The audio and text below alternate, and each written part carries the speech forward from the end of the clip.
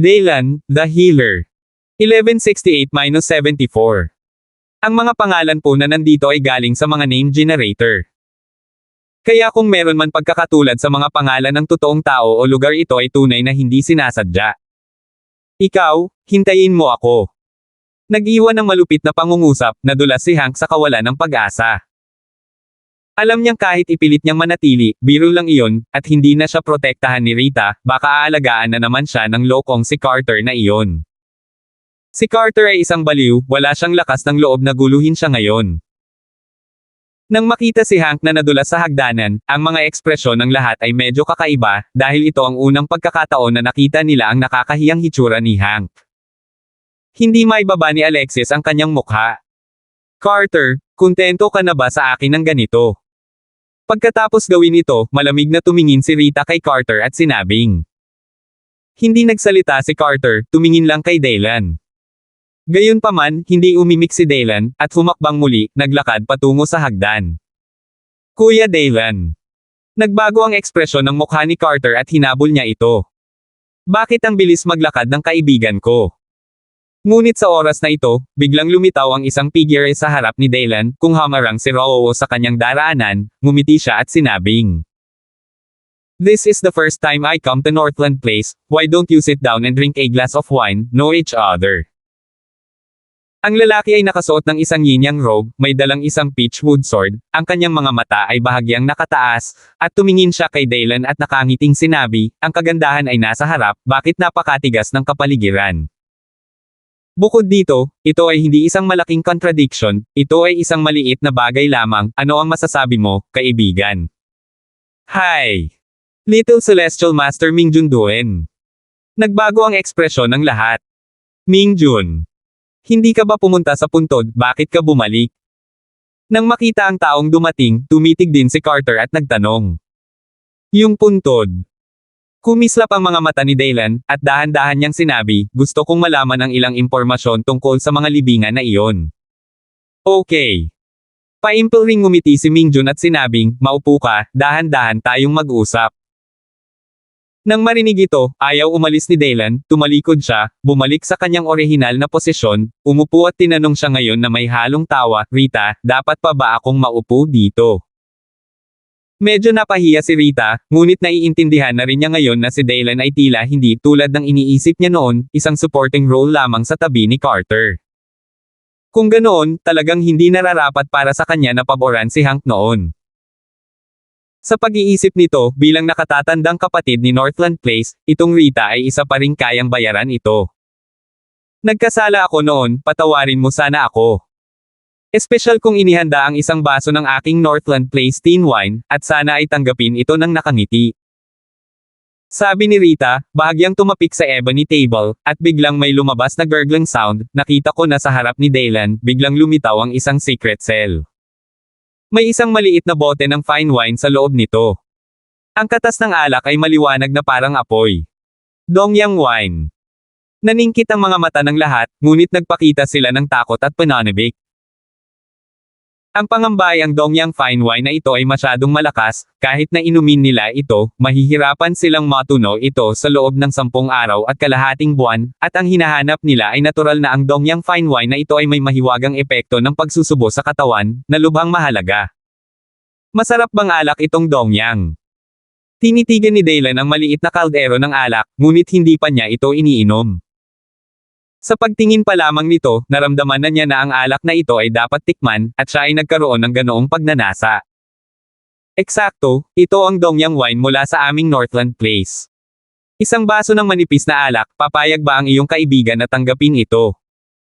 Napangiti si Rita na iyon, ngunit may bakas ng palihim na sumilay sa kanyang mga mata. Ito ang unang pagkakataong pumunta ang taong ito sa kanilang Northland Place. Siguradong hindi niya alam ang kapangyarihan ng masarap na alak ng Dongyang. If she drank it in one gulp. Hehe, nakakagaan ng kaunti. Hindi ito napansin ng lahat, gayon din si Daylan. Sa pagtingin sa Dongyang wine na nagpakilo sa kanyang puso, kinuha ito ni Daylan, itinaas ang selyo, at ininom ito sa kanyang bibig. Teka.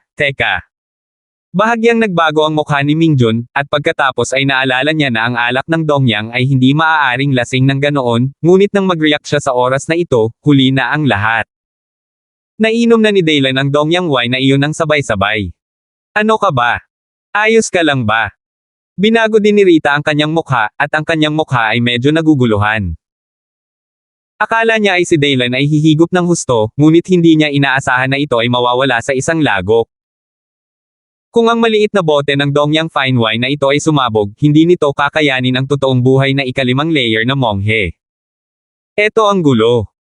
Alam din ni Carter ang nangyari, ngunit hindi siya nagsalita, tinitigan lang ng mabuti si Daylan. Alam niya na si Daylan ay hindi isang ordinaryong tao, at ang kanyang katawan ay nakakatakot, ngunit maaari bang dalhin ng kanyang katawan ang espiritu nitong maliit na bote ng Dongyang wine. Guro. Ininom ni Daylan ang alak ng Dongyang ng sabay-sabay, sumisichit na parang sinunog ng magma ang kanyang bibig. Ang nakakatakot na nag-aapoy na kapangyarihan ay nagngangalit sa kanyang katawan, ang temperatura ay napakataas, at pagkatapos ng mahabang pagkawala, ang dugo, mga litid, at mga buto sa kanyang katawan ay parang kumukulo. Labis na nasiyahan si Daylan sa pakiramdam na ito. Komportable. Nagbuga ng mainit na hangin si Daylan, na parang apoy, na napakasilaw. Kasabay nito, ang galloping power sa kanyang katawan ay talagang nagparamdam din sa kanya, at ang kanyang pisikal na lakas ay talagang nadagdagan ng kaunti sa oras na ito. Mas malakas. Ang sarap talaga ng alak na ito, hindi ka nagsinungaling sa akin. Inabot ni Daylan at tinapik ang balikat ni Carter, nakangiti. Naningkit ang mata ng lahat, okay lang ba talaga ang taong ito? Tahimik na hinaplos ni Carter ang kalahati ng balikat na tinapik ni Daylan, at palihim na bumantong hininga, halimaw talaga ang taong ito, at hindi problema ang uminom ng maliit na bote ng Dongyang fine wine. Gaano kakilakilabot at kalakas ang mga katawang ito ng laman? Ikaw talaga. Si Rita na iyon din ang pinakamatandang panganay na may malalambot na labi na nakabuka, nakatingin kay Daylan na gulat na gulat. Dahil maraming beses na niya itong nakita, kahit pilit na inumin ng isang totoong buhay na 5th level cultivator ang Dongyang wine na ito, nauuwi siya sa pagkamatay sa pamamagitan ng pagsabog ng kanyang katawan, o himatayan dahil sa malubhang pinsala. Siyempre, ang mga taong makakainom nitong Dongyang wine na si Watcheng ay hindi wala, ngunit ang problema ay ang mga taong iyon. Ang pisikal na lakas ng taong ito ay talagang maihahambing sa mga taong iyon, ang mga mata ni Rita ay kumaibot, at bigla niyang naunawaan kung bakit si Carter ay tumalikod sa sarili dahil sa kanya. Ang ganitong uri ng tao ay isang halimaw sa kanyang sarili. My friend, your physical body is really so admirable. Carter, saan mo nahanap ang kaibigang ito, at hindi mo pa ako naipakilala? Tinitigan din ng Little Heavenly Master, na si Mingjun si Daylan, pagkatapos ay umiling at ngumiti. Ito si Brother Daylan Ember, ngunit si Mingjun, malamang na hindi mo alam, si Brother Ember ang pinakamakapangyarihan, hindi ang pisikal na katawan na ito, ngunit. Ang Carter na iyon ay pumikit at ngumiti. Ano ito? Walang imek na tanong ni Mingjun, nagbebenta pa ba ang lalaking ito sa harap niya? Oo. Kendo. Si Kuya Daylan, tulad mo, ay isang cultivator ng espada. Nagtagal ang mga salita ni Carter bago niya ipahayag ang sagot sa misteryo, dahilan upang mapanganga si Mingjun at ang lahat. Siya ba si Jansayo? Ang mga mata ni Mingjun ay bumagsak kay Daylan, at may layuning makipag-away sa kanyang mga mata. Alam ng sino mang nakakakilala sa kanya na siya ay isang cultivator ng espada.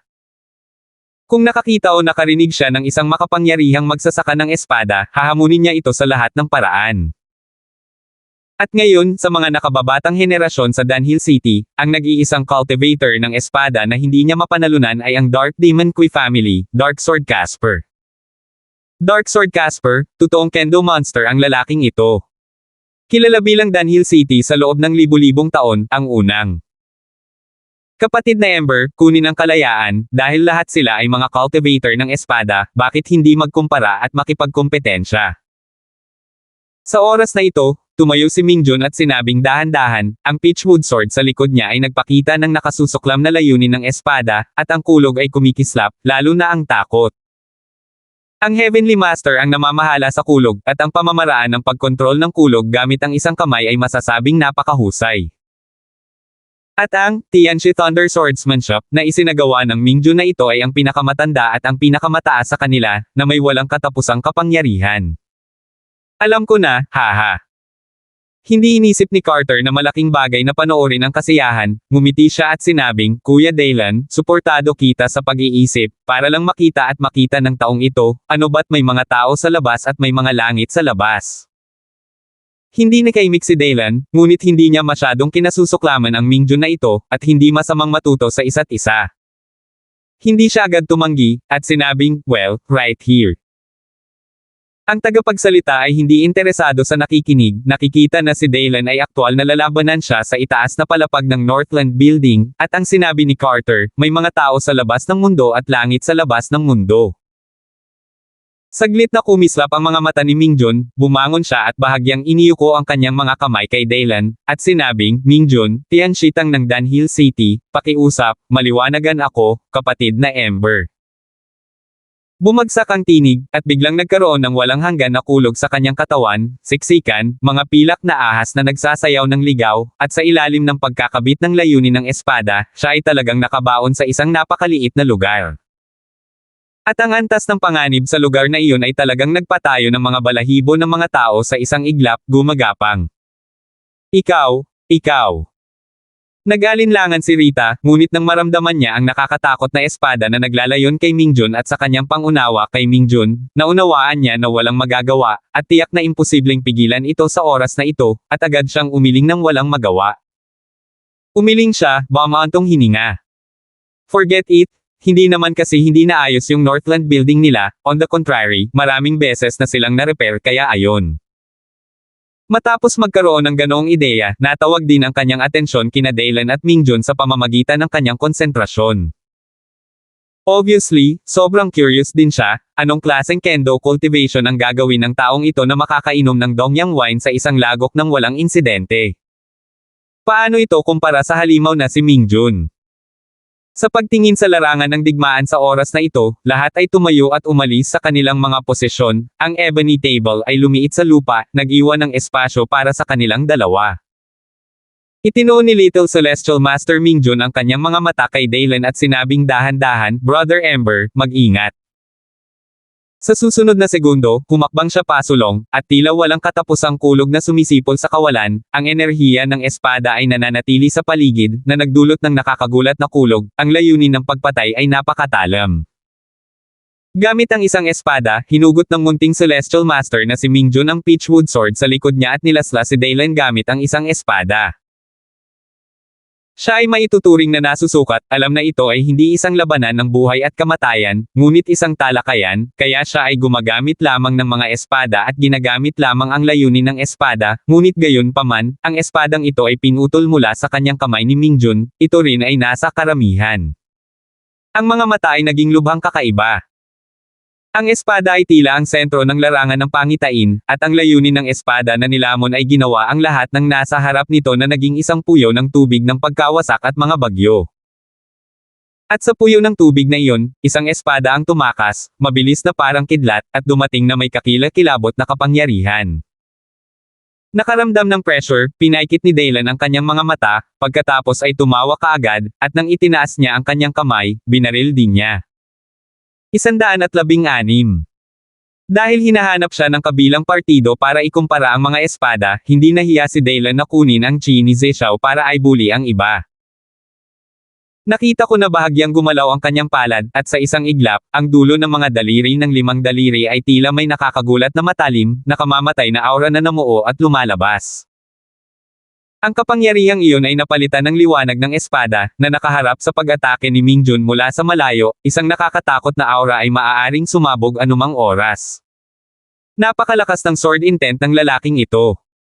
Nakita ni Rita ang pagkilos ni Daylan, at ang kanyang mga mata ay lumipat sa kanyang direksyon. Sa sumunod na segundo, ang kanyang magagandang mata ay nagpakita ng matinding pagkabigla. Dahil ang kanyang lakas ay hindi mas mababa kina Mingjun at Carter, at dahil dito, nararamdaman niya ang nakakatakot na enerhiya ng espada na pinalapot ni Daylan sa oras na ito. Kahit na, sa kanyang opinyon, tila hindi umabot sa ganoong antas ang kendo na kaharian ni Mingjun ng Little Celestial Master. Muling nagbago ang mukha ni Rita, nakatitig kay Dylan, no, no. Kasabay nito, ang munting Celestial Master na si Mingjun ay tumingin kay Dylan ng may solemnidad at pagkabigla, at bamulong, flawless sword intent. Ano? Flawless sword intent. Parang kulog sa lupa. Nang marinig ng lahat ang pag-ungol ni Mingjun, hindi nila maiwasang mapatingin, at ang kanilang mga ekspresyon ay nagbago ng husto. Dapat mong malaman na kahit ang munting Celestial Master na si Mingjun mismo, isa sa pinakamakapangyarihang cultivator ng espada sa nakababatang henerasyon sa Martial Arts City, ay sinasabing isang hakbang lang ang layo mula sa kaharian ng Kendo bago niya maabot ang ganoong uri ng mundo, at ito, ang taong ito. Lamang na si Carter ay may natural na hitsura sa kanyang mukha, at kahit nangumiti, na parang napakagaan ng loob niya. Kung hindi dahil sa napaka-perwisyo ng lalaking ito, paano siya magkakaroon ng ibang saloobin sa kanya? Tumawag. Pakiliwanagan mo ako.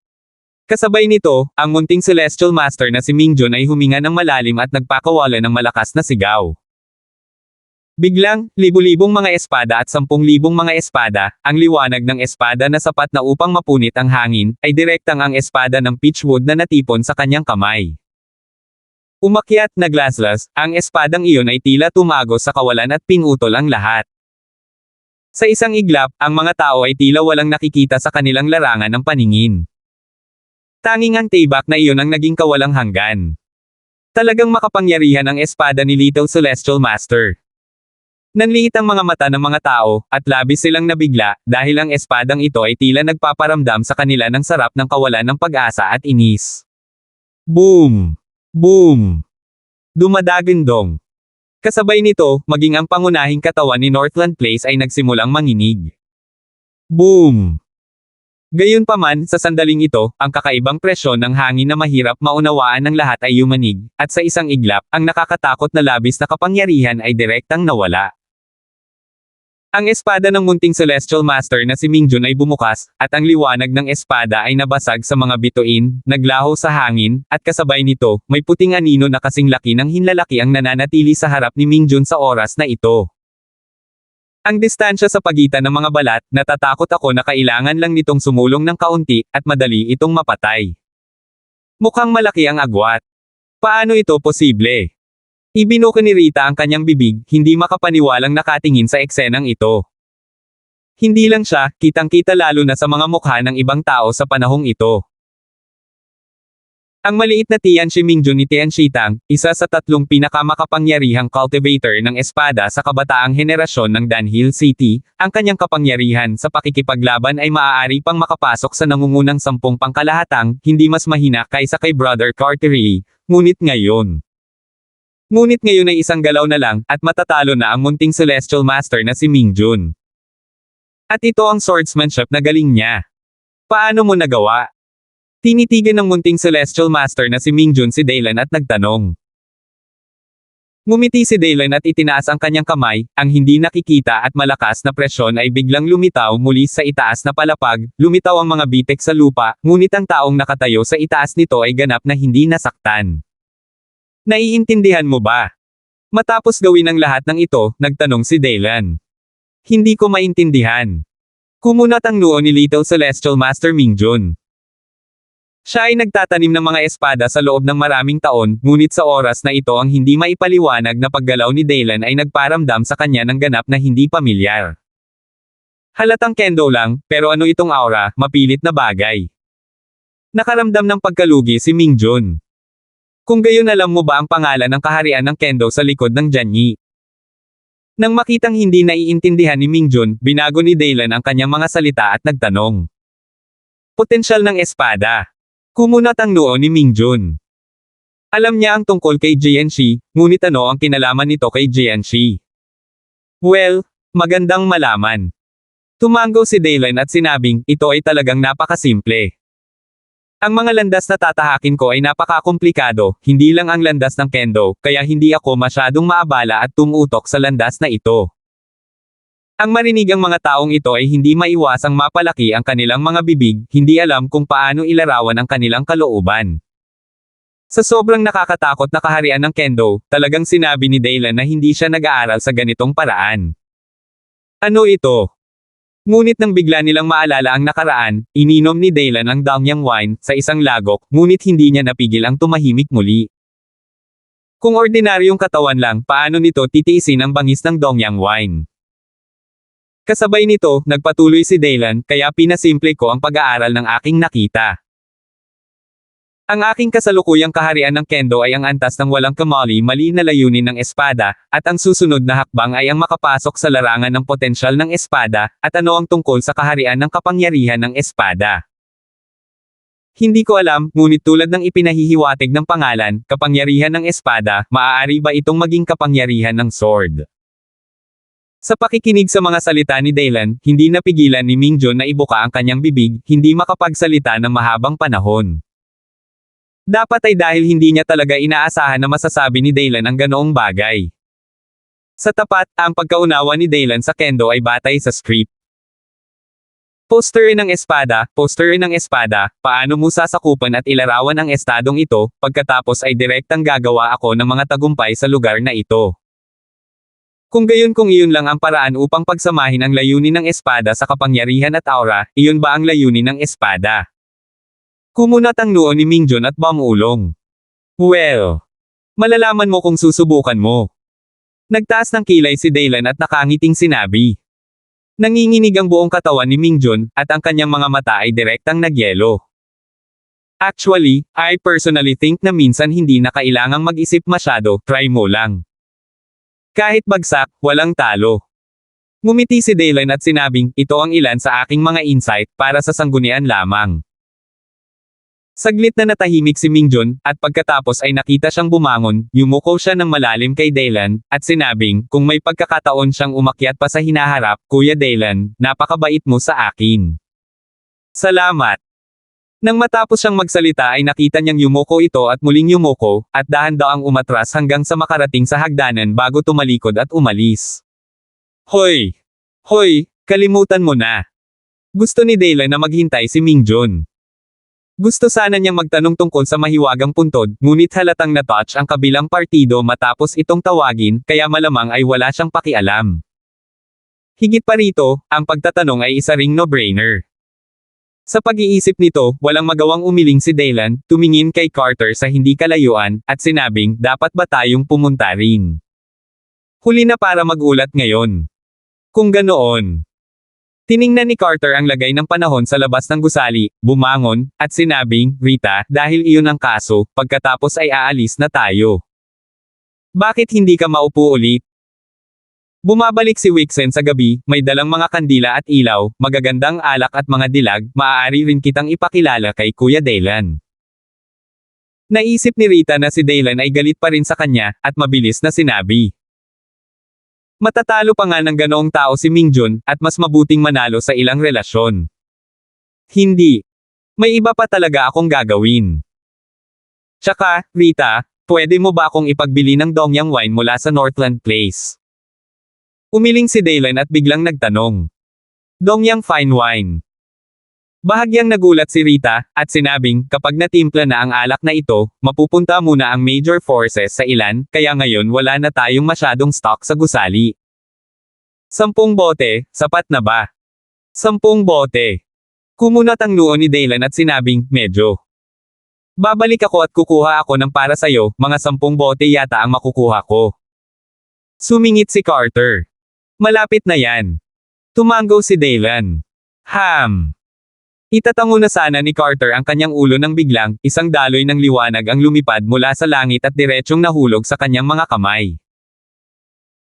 Bahagyang nagulat si Carter, at sa pagpindot ng kanyang kamay, ang streamer ay agad na naging isang anteng-anteng sa komunikasyon, at binuksan niya ito at tiningnan ito. Pagkaraan ng ilang sandali, nakita ko siyang umiling-iling na may pilit ng ngiti, at sinabing, Kuya Dylan, pasensya na, may gagawin ako sa kastilyo. Hayaan mo akong bumalik sandali. Sa ganitong paraan, Howran, maaari mong paalisin si Brother Ember sa ngalan ko. Hindi ko kailangan kung may gagawin ako. Kaya ko namang pumunta mag-isa. Sabi ni Dylan. Kuya Faye, sige, saan ka pupunta? Ihahatid na kita dyan. Paano palampasin ni Howran ang magandang pagkakataong ito para mapalapit kay Dylan, at mabilis na bumangon at sinabi. Bakit ka magalang sa kanya? Bago ka lang dito sa Watcheng at hindi ka pamilyar dito. Kung huli ka, hindi ba kailangan mong maghintay hanggang bukas para mag-ulat? Sabi ni Carter. Kung ganoon. Okay. Tumigil sandali si Daylan, pagkatapos ay tumango, at sinabing, pupunta ako sa Fox Ian Pavilion. Foyan Pavilion. Natigilan ang lahat, ngunit hindi nila inaasahan na ang lugar na pupuntahan ni Daylan ay magiging Fox Ian Pavilion.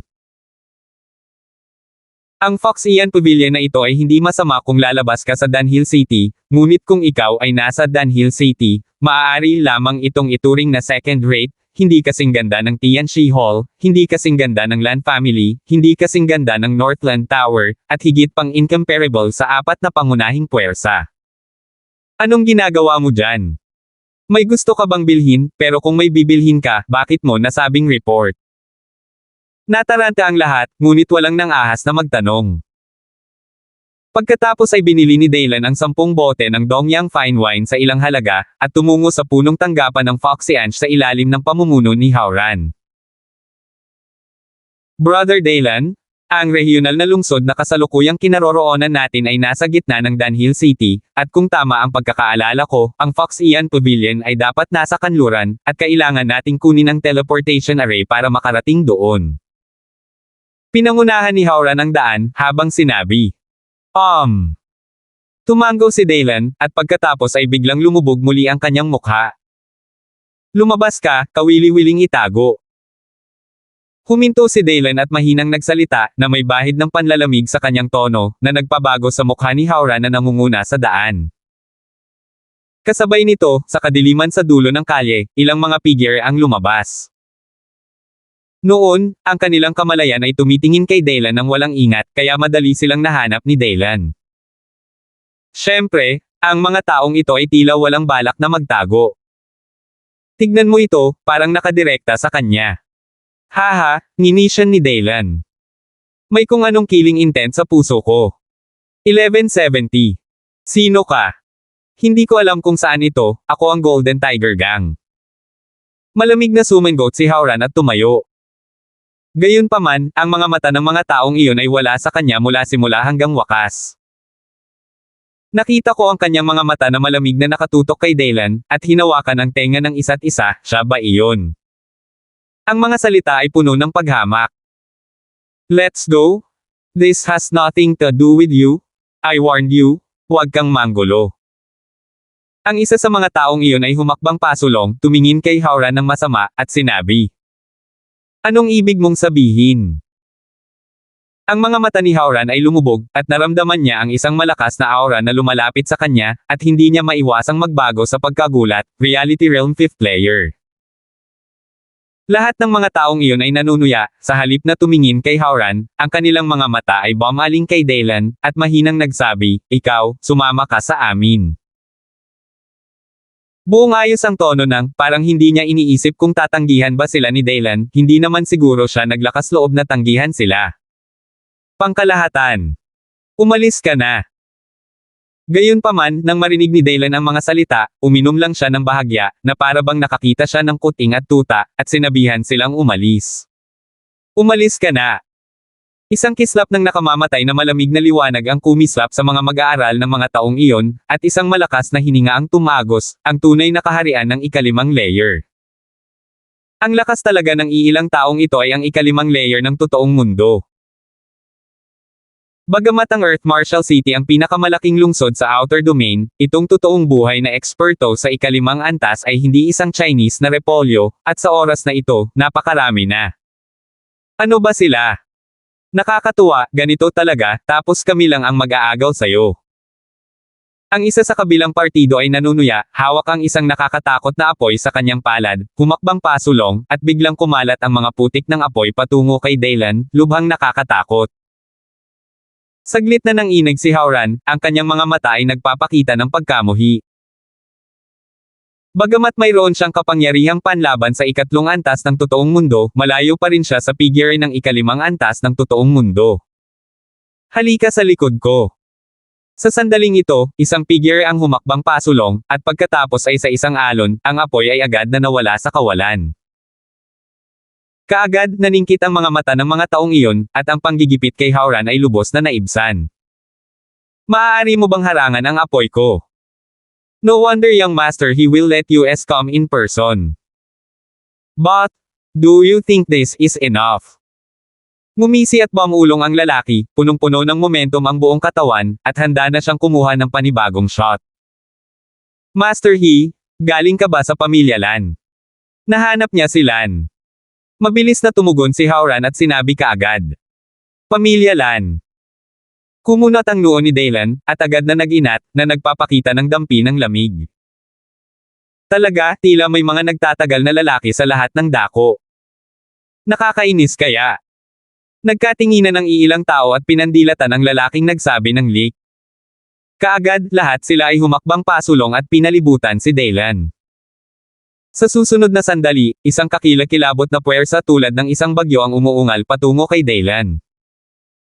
Ang isa pa sa kanila ay malamig na nagsabi, sa huling pagkakataon, sumama ka sa amin. Nakalubog sa nakakatakot na pamimilit at aura, ang mga mata ni Daylan ay namuo, at ang isang dampi ng lamig ay namuo, na sinundan ng isang espadang layunin na direktang namumulaklak sa kawalan, na naging isang espadang kumikinang, at nakadirekta sa mga matuwid. Putulin ang isa sa mga taong nakapaligid sa kanya. Boom! Ang dugo ay tumataas, at ang espada ay naputol sa dalawa. Ang lalaki ay direktang pinatay ng espada ni Daylan. Dahil sa eksenang ito, hindi makapaniwala ang lahat. Ano?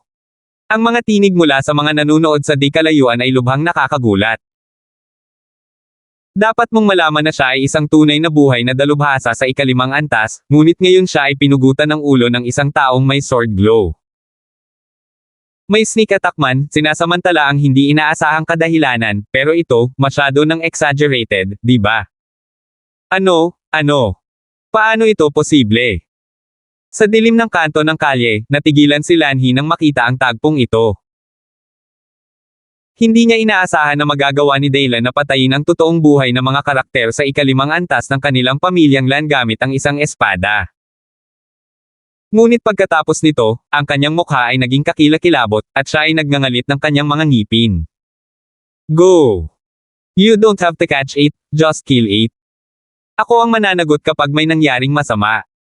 Nagtatampo siyang umungol.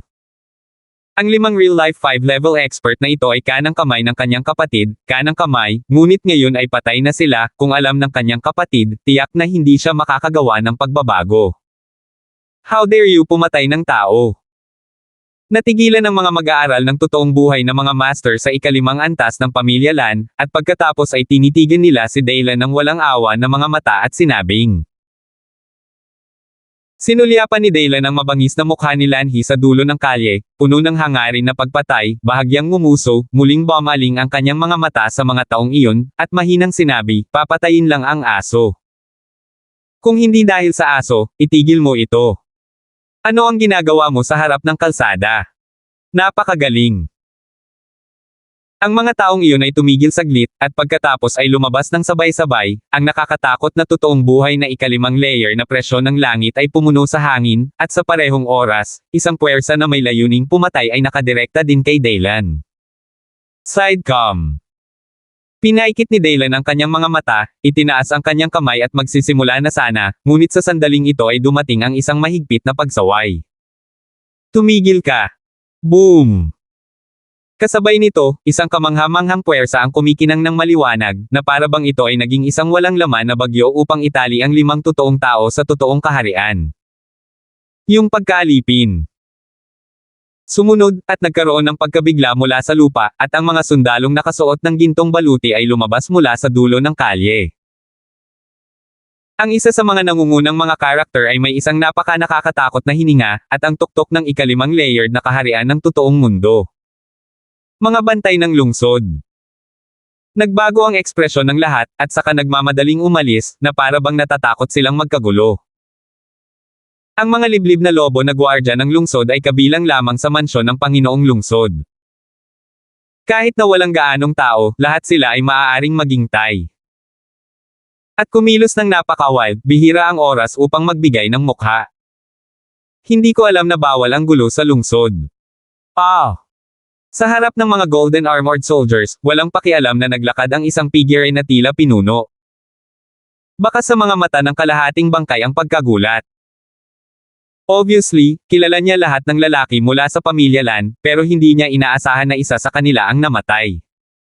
Ito ay medyo.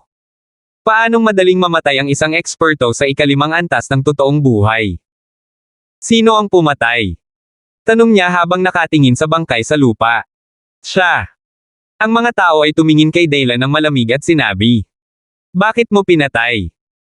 Ang pinuno ng bantay ng lungsod ay lumingon at tumingin kay Daylan at sinabing dahan-dahan. Bakit hindi mo sila tinanong kung bakit nila ako pinigilan? Malamig na sabi ni Daylan. Kumunot ang noo ng pinuno ng bantay ng lungsod at pagkaraan ng ilang sandali ay nagsabi, Anyway, I ask you to abide by the rules in this city, otherwise, huwag mong sisihin ang ating city guard sa hindi pagbibigay ng mukha. After, tumalikod na siya at umalis. Karaniwang kulog at ulan.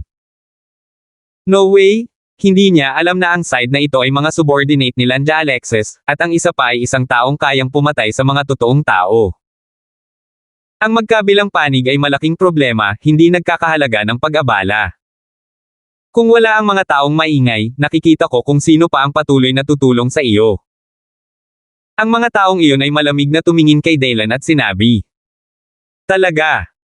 Sinulyapan sila ni Daylan na may panunuya, at direktang sinabi, kamatayan. Ang invisible sword intent, na sinamahan ng di mapapantayang malakas na pamimilit, ay direktang naging sanhi ng eardrums ng ilang taong iyon na manginig kaagad at halos sumabog. Kasabay nito, ang isang malakas na espadang kumikinang ay namuo sa kawalan, direkta na parang nilaslas sila. Umalis ka na. Ang mga mukha ng mga taong iyon ay lubos na nagbago, at pagkatapos ay naramdaman nila na ang kapangyarihan ni Daylan ay napakasama. Ang espadang ito ay hindi lamang nagparamdam sa kanila ng walang katapusang presyon, ngunit tila malapit ng masuffocate. Boom! Ang lalaking nasa harapan ay direktang nadurodge ng nakakamangha na puwersa ng espada, at ang kanyang kaluluwa ay nawasak. Ano? Muling naningkit ang mga mata ng lahat, at lumitaw ang takot. Ang totoong buhay na dalubhasa sa ikalimang antas, at ngayon ay isa pang patay. Parang nagiging tama na. Ang sword stance ba talaga ang naisip ko? Walang pakialam si Daylan sa buhay o kamatayan ng tao, at bamulong, tila may nahuli siya, at lalapit na sana siya, hayaan siyang breakthrough. Kasabay nito, ang mga taong iyon ay biglang tumigil, at ang kanilang mga mukha ay agad na namutla. Dapat alam mo na 4 o 5 lang sila, pero ngayon. Sa isang iglap, napatay ang dalawa, kalahating patay. Masasabing maswerte ang una, pero paano naman ngayon? Pero ngayon nasa harapan na nila ang kamatayan nilang dalawa, at umabot na sa puntong kailangan na nilang harapin. Ang lakas ni Daylan ay mas nakakatakot kaysa sa inaasahan nila. Kung papatayin mo ang pamilya namin Lan, huwag kang mag-alala, tiyak na malungkot ka. Malamig na sabi ng isang tao, tumalikod at gustong umalis, let's go. Teka. Dumating ang mahinang boses ni Daylan. Natigilan ang lalaki, tumalikod, malamig na tinitigan si Daylan at sinabing, anong ibig mong sabihin? Wala lang. Gusto lang kitang patayin. Malamig na sabi ni Daylan, at muli siyang nagsimula, ang kapangyarihan ng espada ay natakpan na parang isang domain, at ang tagapagsalita ay walang oras na mag-react, siya ay direktang pinatay. Walang laban. Saglit na natakot ang lahat at hindi nang ahas na tumingin kay Daylan. Upang mapatay ang ikalimang layer ng tunay na mundo bilang isang langgam, gaanong kakilakilabot na kapangyarihan ang kailangan ng taong ito para magawa ito. Ang mga taong iyon at si Langhe sa kadiliman sa sulok ng kalye ay nanlamig ang lahat, ang kanyang mukha ay puno ng takot. Lalo na si Lanhe, kung alam niyang may ganoong lakas si Daylan, bakit siya susuko sa sarili niyang kapangyarihan at maghanap ng makakapaghiganti? Ikaw, halika dito. Sa sandaling ito, ikinawit ni Daylan ang kanyang kamay sa kanya at mahinang sinabi. Biglang nagbago ang ekspresyon niya at ng iba pa. Pinandilatan siya ng isang tao at sinabing, kamahalan, mas mabuting manatili sa pila. Ang lugar na ito ay hindi sa labas ng Watcheng. Maaari mo kaming talunin, ito ay wala. Oo. Kung maglakas loob kang hawakan ako ng kahit isang buhok, hindi ka pakakawala ng kapatid kong si Alexis. Naisip mo na. Ungol din ni Naranhi. Nagpakita si Daylan ng kawili-wiling tingin sa kanyang mukha. Itong mga lalaking ito, 4 o 5 tao ang napatay niya higit sa kalahati, kahit na hindi sila natatakot, ngunit ngayon ba ito ay nangangahulugan na gusto pa rin nila siyang takutin. Kunin niyo na kayo at puntahan niyo siya sa akin. Bahagyang sabi ni Daylan at naglakad patungo sa lanhi, agad na nagbago ang mukha ng huli, namutla, puno ng takot, at umatras. Ikaw, lumayas ka. Huwag mo akong lalapitin, umalis ka dito. Napaungol siya sa gulat. Your Excellency, gusto mo ba talagang gawin ito? Nagbago rin ang mga mukha ng mga taong iyon, puti at lila, at nagngangalit ang kanilang mga ngipin, kailangan mong maging malinaw, ako, si Master Alexis, ay hindi madaling guluhin. Huminto si Daylan, tinitigan ang lalaki ng walang pasensya at malamig, at sinabing, huwag mong isipin na masyado kang nagsasalita. O katulad ka ba nila? Nanlamig ang mga mata ng lahat, nanginginig ang buong katawan, at walang nang ahas na magsalita sa mga oras na ito. Langhe. Sa sandaling ito, isang malamig na boses ang nagmula sa malayo, na parang sinaksak sa puso ng mga tao, na labis na nakakagulat. At biglang nagulat ang mukha ni Nolan. Kuya, iligtas mo ako. 1,171 lumitaw si Alexis. Kuya. Nanlamig ang mga mata ng lahat, biglang lumingon ang kanilang mga mata, at tumingin sila sa direksyon kung saan nanggaling ang boses, at nakita nila ang isang figure na nakasuot ng ginintoang balabal, na may matibay na ulo at isang galos na nakalagay sa pagitan ng kanyang mga kilay, naglalakad ng mabagal. At matapos makita ang taong iyon, halos lahat ay hindi na napigil ang paliitin muli ang kanilang mga balintataw, at kahit ilang mga totoong tao na palihim na may ngiti sa kanilang mga labi ngunit walang ngiti sa kanilang mga mukha ay nakaharap sa taong iyon sa mga oras na ito. Ang mga tao ay nagpapakita ng takot. Walang silbi si Lan. Dumating talaga siya. Di ba sabi niya actress siya to the level of flawless sword intent? Hoy! Nagtagumpay kaya siya? Nabalitaan ko na si Casper, ang Dark Sword, ng nakababatang henerasyon, ay naiintindihan ang antas na iyon, ngunit si Mingjun, ang Young Master ng Tian Shitang, ay hindi ito ginawa. I saw a good show this time. This man killed a lot of him. I wonder how this crazy will handle this. Nakita ko si Nolan na walang silbi na naglalakad ng mabagal, ang kanyang mahabang damit na pangangaso, ang kanyang balabal na kumikislap, at isang nakakasuffocate na talas ay natural na lumabas sa kanyang katawan. Kumunot ang noo niya at sinulyapan ang bangkay sa lupa, pagkatapos ay sinulyapan ang nakababatang kapatid, tumingin sa natitirang dalawa sa mga taong iyon, at malamig na sinabi, ano ang nangyayari? Young Master is him. Pinatay niya si Zonjun at iba pa. Agad na itinuro ng lalaki si Daylan daw na may walang pakialam na mukha, na may panunuya at masamang tingin sa kanyang mukha. Ngayong nandito na ang walang kwentang Young Master, gusto niyang makita kung paano patuloy na nababaliw ang taong ito. Bitek. Ngunit sa sandaling ito, isang malutong na boses ang umalangaw-ngaw sa kanyang mukha, at ang kutis ng lalaki ay agad na namula, nakatingin sa kawalang silbi nila na hindi makapaniwala, at nauutal, Young Master. Ano bang problema mo? Ang malamig na boses ni Alexis ay napakalamig pa rin, ngunit sa pagkakataong ito, ang mukha ng lalaking pula ang mukha ay biglang namutla at ang kanyang mga mata ay nanginginig. Hindi lang siya, kahit si Lanhi ay medyo tahimik sa sandaling ito, hindi nangangahas na magsalita. Dahil sa mga nalalaman niya tungkol sa kanyang kapatid, alam na alam niyang galit na galit si Alexis sa mga oras na ito. Pagkaraan ng ilang sandali, ibinaon ng lalaki ang kanyang ulo at sinabing dahan-dahan, Young Master siya ay naparito upang humingi ng tulong sa atin, upang kunin ang lalaking iyon at dalhin ang lupain sa Watcheng. Ganun ba? Bahagyang tumango si Alexis, at pagkatapos ay tumingin kay Daylan, ang kanyang malamig na mga mata ay nagpapakita ng walang malasakit na hangarin sa pagpatay, at ang enerhiya ng espada ay patayo at paalang, na parang pumupunit ng hangin. Bumalik muna kayo, ako na ang bahala sa iba. Dahan-dahan siyang sumunod. Oo. Ang taong iyon ay isang dalubhasa sa ikalimang antas sa totoong buhay, ngunit pagkatapos ng mga salita ni Alexis, hindi siya naglakas loob na magtanong, bahagyang tumango siya, at pagkatapos ay tumingin kay Lanhi na nasa likod ni Alexis, at sinabing, Master He, tayo na. Well, Lanhi also wanted to leave here long ago. Ang kalupitan ni Daylan ay nagdulot sa kanya ng matinding panghihinayang at hindi dapat pukawin ang kabilang partido. Ngunit ngayong nandito na ang kanyang kapatid, maaaring kailanganin ding maglaro ang kabilang partido. Tapos ka na ba? Sa ganong ideya sa kanyang puso ay napangisi si Lanhi at muling ibinaba ang kanyang mukha, sinulyapan si Daylan, tumalikod at naghanda na umalis kasama ang lalaki. Teka! Ngunit sa sandaling ito, isang mahinang boses ang biglang tumunog. Ha! Si Lanhi at ang lalaki ay mukhang naninigas, lumingon, at tumingin kay Daylan na may pangit na ekspresyon. Isa pa, medyo kakaiba ang mga mukha ng ibang tao. Kahit si Howran ay medyo. Kung tutuusin, ang walang kwentang pangalan ni Jalanlan, kahit hindi siya taga Dunhill City, kailangan lang niyang manatili dito ng ilang araw pa. Walang silbi si Jalanlan, ang nangungunang 10 nangungunang numero ng kabataan sa Dunhill City ay kumakatawan sa behemoth ng pamilya Lan, at ngayong sinabihan ni Alexis si Lanhi at ang iba pa na umalis, nang ahas si Daylan na pigilan siya. May problema ako ngayon. Puno ng komplikado ang mukha ni Howran at hindi niya alam kung ano ang gagawin. Bagamat alam niyang kayang talunin ni Daylan ang munting Celestial Master na si Mingjun, karamihan sa mga walang kwentang Lan ay hindi kayang pantayan siya, ngunit paano ang pamilya Kelan?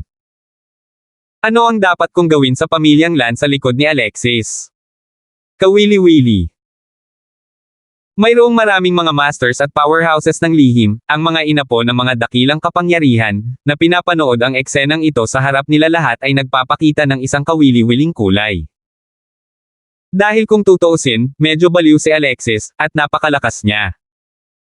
Kaya kahit na sila ay nag-aatubili na pukawin ang mga ito ng madali. Gayunpaman, sa oras na ito, tila isang mas baliw na tao ang lumitaw. Gusto mong hayaan ang kanyang mga tao na manatili sa harap ni Alexis. Ito ay talagang kawili-wili. Anong ibig mong sabihin? Ang totoong buhay na dalubhasa sa ikalimang antas ay malamig na tumingin kay Daylan at sinabing, gusto mong ligawan si kamatayan. Hindi mo ba nakita ang kapatid ko dito? Hindi napigilan ni Lanhi ang magsalita ng masama at malamig na sinabi. Si Lan ay walang silbi at hindi nagsalita, ngunit pagkatapos ay tumingin siya sa mga mata ni Daylan, ngunit ito ay unti-unting naging nakakatakot. Malamig niyang tiningnan si Daylan, at biglang sinabi, bakit mo sila hinayaang tumigil? Hinayaan ko sila. Tumingin sa kanya si Daylan at nagtanong ng rhetorically. Hindi mo ba narinig na pinakawalan ko sila? Ang mga mata ni Alexis ay kumislap ng dampi ng lamig, at sinabing dahan-dahan. Anong klaseng bagay ka, kwalipikadong magsalita para sa akin? Sinulyapan siya ni Daylan at mahinang sinabi. Boom! Nanlamig ang mga mata ng lahat, nakatingin kay Daylan. Lahat, tumahimik.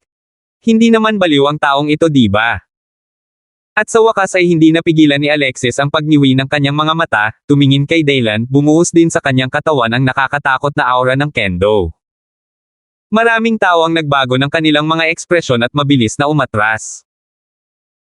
Sa susunod na sandali, malamig na tumingin kay Daylan ang mga walang kwentang estudyante ni Nolan, at sinabing, mukhang gusto mo akong kumilos, ilang galaw. Kung gusto mo akong pigilan, lalaban ka. Tumingin si Daylan kay Alexis, na parang binabasa ang walang katulad na pagmamalaki mula sa mga mata ng kabilang partido. Walang silbi si Jalanlan, at hindi ito ang unang pagkakataon na narinig niya ang pangalang ito. Sinasabing isa siya sa nangungunang 10 kabataan sa lugar na ito sa Watching. Siya ay napakalakas, ngunit, ano?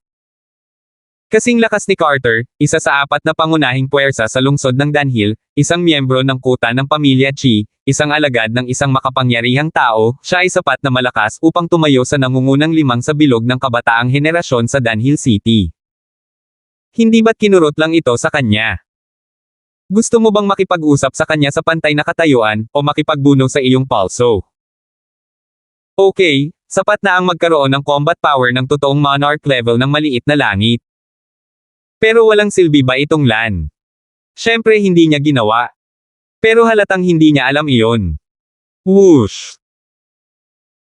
Si Dalen ay nakatayo doon at hindi gumagalaw, ngunit sa susunod na sandali, nakita niya ang katawan ni Alexis na nawala, naging isang after-image, na sinundan ng isang mar-angle na presyon, sa pressure na iyon, isang sword beam ang pumutol sa head-on, napakalakas, kumikislap na itim na liwanag.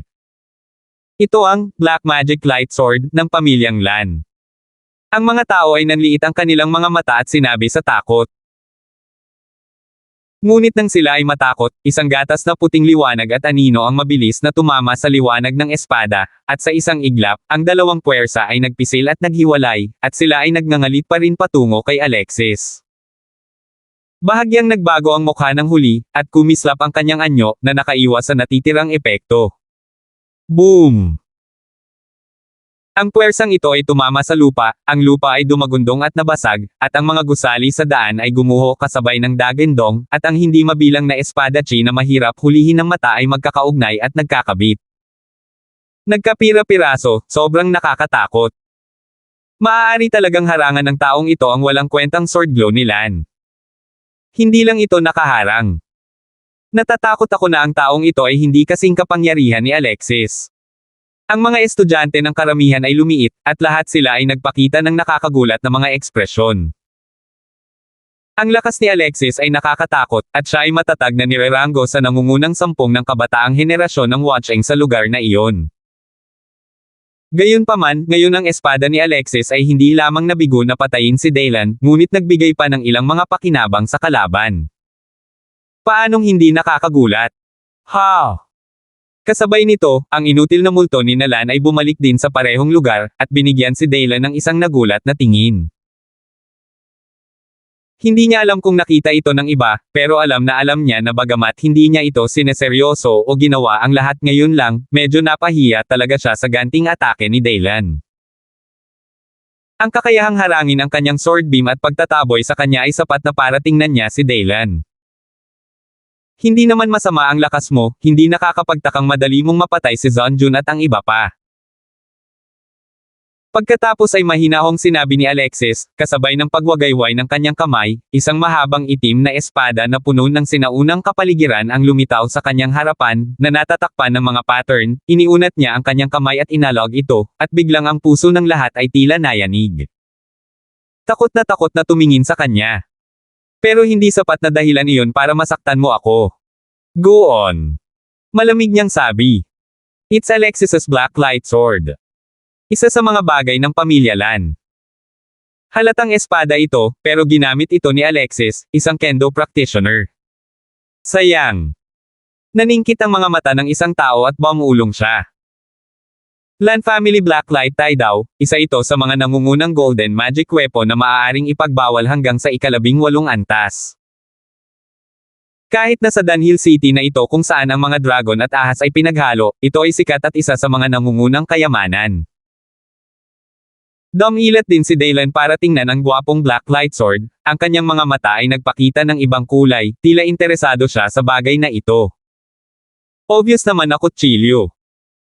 Umiling si Nolan at ngini siya ng panunuya, pangangaso ng damit, si Tai daw sa himpapawid, ang kanyang bibig ay nakataas ng walang pakialam, at sinabi, isang mga hanggal na hindi nakakaunawa sa diwa ng kendo. Ito ba ay kutsilyo? Sa kamay, ito ay espada lamang, unawain mo. Nagpakita ng kawili-wiling tingin si Dalen nang marinig niya ang mga salita ni Alexis, at nakangiting sinabi, mukhang malalim ang pagkakaunawa mo sa kendo. Huwag na nating sabihin pa, ngunit ang mga sinabi ni Alexisio ay pareho na niyang napagtanto. Sa madaling salita, ang karamihan sa walang kwentang kaharian ng kendo ni Lan ay umabot na sa walang kamali-mali na antas, ngunit iyon ay kawili-wili. Kung naiintindihan mo ang ibig kong sabihin, hindi masama. Malamig na tiningnan ni Alexis si Dalen, at sinabing, patayin ka, sinasabi ng iba na mababa ang ugali ng pamilya ko sa Lan, kaya isusuko ko ang aking mga braso at pupuntahan ako. Lumuhad ako sa lupa sa harap ng gate ng bahay ni Lan sa loob ng 3 araw, at ang usapin ngayon, kahit tapos na, paano? Parang blessing ang sinabi niya, pero sa oras na ito ay mahirap para sa lahat na iangat ang pakiramdam na ang taong ito ay napakamayabang at hindi maipaliwanag na mayabang kapag sinabi niya ang mga ganoong salita. Ang mga salitang ito ay lumabas sa bibig ni Alexis. Sa kanilang mga pandama, tila ito ay isang bagay ng kurso. Biglang nagbago ang mukha ng maraming tao, at umiling sila ng malakas, sinusubukang alisin ang damdaming iyon sa kanilang mga ulo. Kung talagang mag-ugat sa kanilang isipan ang mga ganoong kaisipan, kung magkaaway sila at tumayo sa tapat ng Alexis, wala silang silbi. Haha! Natawa ng mahina si Daylan nang marinig ang mga salita, itinaas ang kanyang mga kamay, at sinabing, narito ang mga kamay ko, kung may kakayahan ka, tumaga lang. 1172. Yan ang sinabi mo. Tiningnan ni Alexis si Daylan mula sa malayo, na may sword energy sa buong katawan, nangangaso sa kanyang mga damit, at ang kanyang mga mata ay puno ng malamig na lamig. Siya na ngayon ang may gana na patayin si Daylan. Hindi nagsalita si Daylan, ngunit nagkatinginan. Ang taong ito ay tila masyadong mapagmataas. Talagang naisip niya na sa labas ng bilog ng mga nakababatang henerasyon sa Watcheng, wala nang ibang makakapantay o makakalampas man lang sa kanila. Napaka-short-sighted nito. Alam mo, napakalaki ng mundong ito. Gayunpaman, sa sandaling ito, isa pang boses ang gamulong mula sa malayo, sa tingin mo ba ay ang utos ng aking martial arts city ay larong pambata? Ha! Naningkit ang mga mata ng lahat, at tumingin sa direksyon kung saan nanggaling ang boses. Pagkaraan ng ilang sandali, nakita nila ang isang matandang leon na nakasuot ng sandata na dahan-daang lumalapit mula sa langit. Ang lalaking ito ay puno ng pilak na buhok, parang leon, at may nakakatakot na aura sa buong katawan niya, na nakakatakot. Commander ng hukbo. Nakita ni Alexis ang pagbabago sa mukha ng bisita, at bahagyang itinaas ang kanyang kamay bilang pagpupugay. Hindi niya inaasahan na ang taong ito ay ang antas ng komandante ng hukbo ng mga bantay ng lungsod. Mayroon lamang 4 na commander ng kanilang mga Dunhill City Guards, ngunit bawat isa sa kanila ay umiiral sa kaharian ng tunay na monarko. Isa na rito ang commander ng hukbong ito. Commander! Bilisan mo! Nagbago ang mga mata ng mga tao nang makita nila ang taong dumating. Hindi man lang sila tumingin sa tuwa, tumalikod na sila at umalis, sa takot na madamay at madamay. Ang Panginoon ng mansyon ng bantay ng lungsod ng direkta sa ilalim ng utos ng Panginoon ng lungsod, kahit sino ay hindi mabibili ito, sila ay natural na wala. Ang tao ay dahan-daang dumating, ang kanyang mga mata ay malamig na bumagsak kay Alexis, siya ay sumangot ng malamig, at pagkatapos ang kanyang mga mata ay tumingin muli kay Daylan, ang kanyang mga mata ay nagulat, hindi kita nakita. Kaka-rating ko lang ngayon sa Marshall City.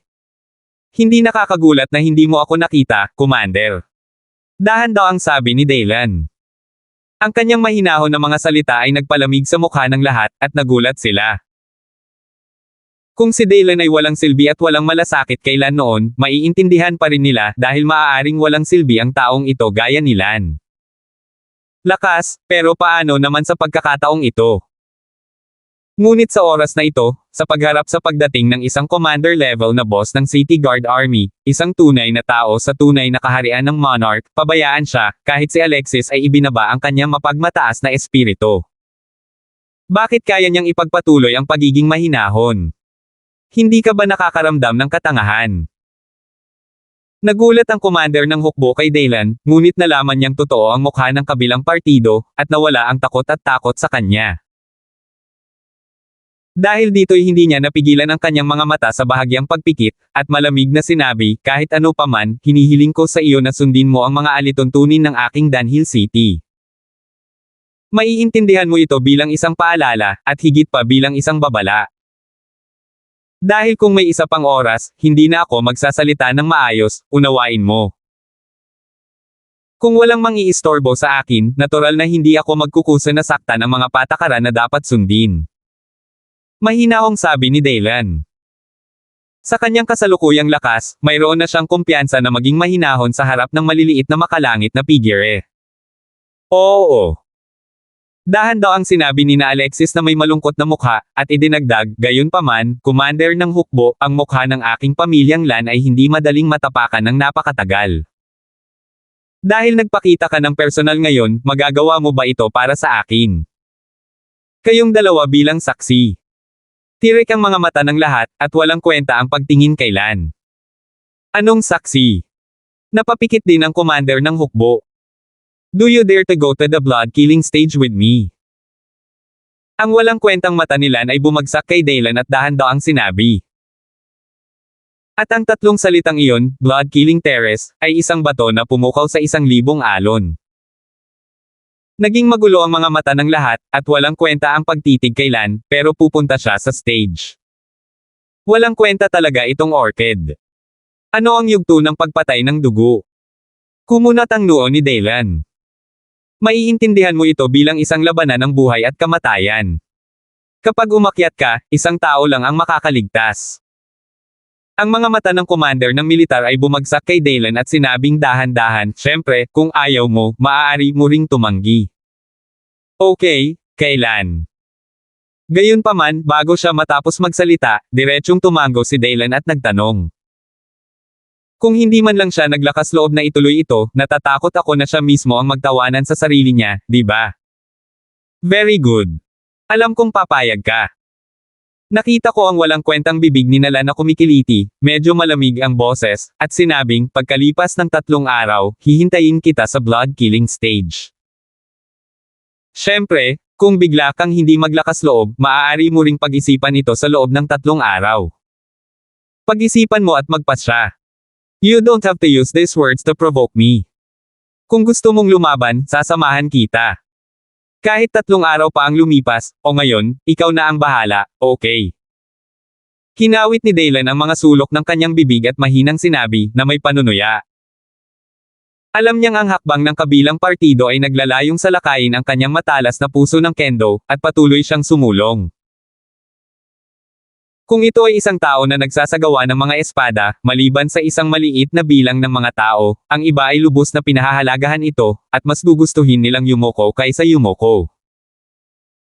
Kung siya ay duwag at hindi maglakas loob, magkakaroon ng dagdag na tinik sa kanyang puso, na palaging nananatili doon, na nakakaapekto sa kanyang hinaharap na walang patid na daan.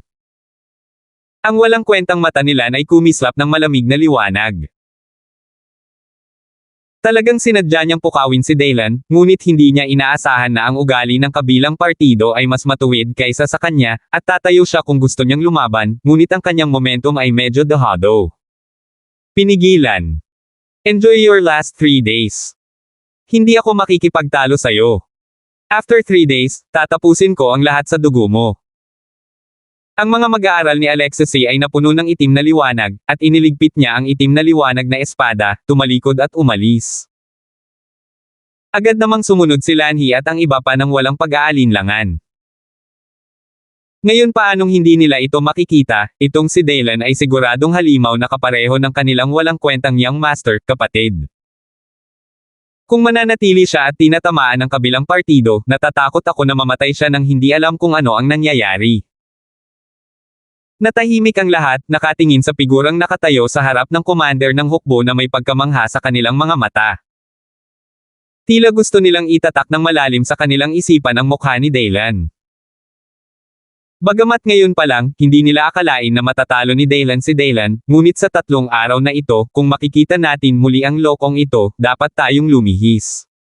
Naisip mo na. Pagpunta sa blood-killing stage, wala kayong silbi ni Lan, at isa lang ang makakaligtas. Tiningnan ng komandante ang figure na may kalmadong ekspresyon sa kanyang mga mata, nakasimangot, at hindi napigil ang sabihin. Ang pagganap ni Daylan sa oras na ito ay napakalmado na kahit siya ay medyo natulala. Pumayag ang taong ito, at pupunta siya sa blood-killing stage sa loob ng 3 araw. At ang kabilang partido ay maliit pa ring halimaw ng pamilya Nolan, walang silbi si Lan. So ano? Ngumiti si Daylan at mahinang sabi. So what? Anong ibig mong sabihin? Kumunat ang noo ng commander ng militar. Napakasimple lang. Huminto si Daylan at sinabing, kung makapasok siya sa killing stage sa loob ng 3 araw, tiyak na mamamatay siya, naniniwala ka ba? Ang commander ng hukbo ay natigilan saglit, tinitingnan ang kumpiyansa ng ngiti sa mukha ni Daylan, siya ay natahimik sandali, at siya ay nawala ng sasabihin. Kahit ilang sandali pa ay hindi pa rin siya umimik, tumalikod na lang siya at umalis. Sinabi sa kanya ni Reason na talagang nakakabaliw ang mga salita ni Daylan, ngunit ang intuition ay nagsasabi sa kanya na tila sa loob ng 3 araw, magiging katulad talaga ng sinabi ng batang ito.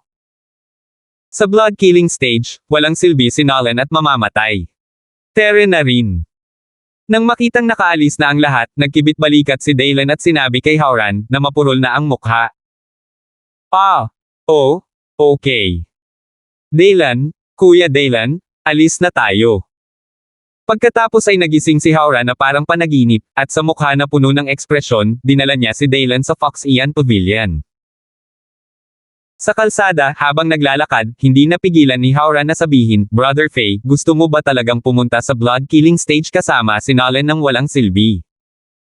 Bakit, hindi ka naniniwala sa akin? Natahimik si Daylan at napangiti. Hindi. Mabilis na umiling si Howran at sinabing, kung papatayin mo sila ng walang kabuluhan, ano ang mangyayari sa pamilya Lan? Sa pagkakaalam nila, si Alexis ay itinalaga na ngayon, at itinuturing na susunod na henerasyon ng pamilyang Lan na Optimus Prime na linangin, at kung ang gayong tao ay mapupunta sa yugto ng pagpatay ng dugo at mapatay, ano ang magiging reaksyon ng pamilyang Lan? Nakakabaliw yan. Aba, tapos may napatay sa stage ng blood killing, at ang kakayahan niya ay hindi kasing husay ng iba. Matitiis pa ba niya ang paghihiganti mula sa mga puwersang nasa likod niya? Bahagyang kumunat ang noo ni Daylan at sinabi. Nakalimutan niyang isipin. Ayon sa mga patakaran, hindi ka makakapaghiganti, ngunit si Kuya Faye, alam mo, paanong hindi ka makakapaghiganti para sa ganitong uri ng bagay? Sabi ni Howran na may pilit ng ngiti. Natahimik sandali si Daylan, pagkatapos ay ngumiti at sinabing, gawin mo lang ang lahat ng gusto mo. Whatever. Natigilan si Howran. Oo. Ang pagpatay ng isa ay pagpatay pa rin, at ang pagpatay sa dalawa ay isang pares lamang. Kung ang pamilya Lan ay talagang napakawalang batas at walang hiya, paglalaroan ko na lang sila.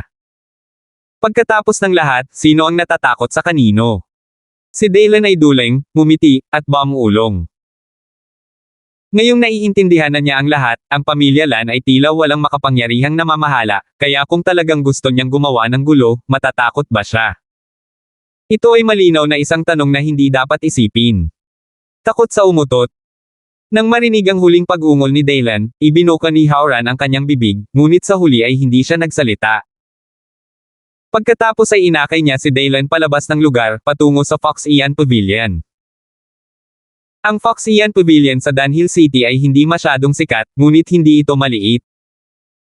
Ito ay kabilang sa mga puwersa na halos hindi nangunguna sa Dunhill City. At ano ang konsepto sa dulo ng stream na ito? Ito ay talagang madali. Nagtataglay ng mga kapangyarihan ng tunay na kaharian ng monarch ng maliit na langit, ngunit ang bilang ay napakaliit, at hindi ito maaaring bumuo ng isang sapat na deterrent na siyang kahulugan ng katapusan ng unang uri. Ngunit gayunpaman, kumpara sa mga puwersa sa labas ng Dunhill City, ang Fox Ian Pavilion ay magiging mas malakas sa kabuoang lakas, at walang sinuman ang magtatanong dito. Sa kanlurang bahagi ng lungsod ng Dunhill, isang malaking isla na nasuspine sa himpapawid na may mga alahas at alahas, iyon ang punong tanggapan ng Fox Ian Pavilion. Hiniling ni Daylan kay Howran na umalis muna, at pagkatapos ay nagbago ng kaunti ang kanyang hitsura, pagkatapos ay lumipad sa isla at lumapag sa harap ng isang malaking gate ng bundok. Tumitigil ang mga bisita. Ito ang punong tanggapan ng Fox Ian Pavilion, at ang mga tagalabas ay ipinagbabawal na pumasok. Isang malakas na sigaw ang dumating, at sa isang kisap mata, 12 ng mga malamig na figure ang lumitaw sa tarangkahan ng bundok, pinalilibutan sila ng malamig na mga mata. Upang palibutan si Daylan. Hindi nagsalita si Daylan, bagkus ay binigay lang si Jeremy at ang anting-anting na ibinigay niya sa kanya.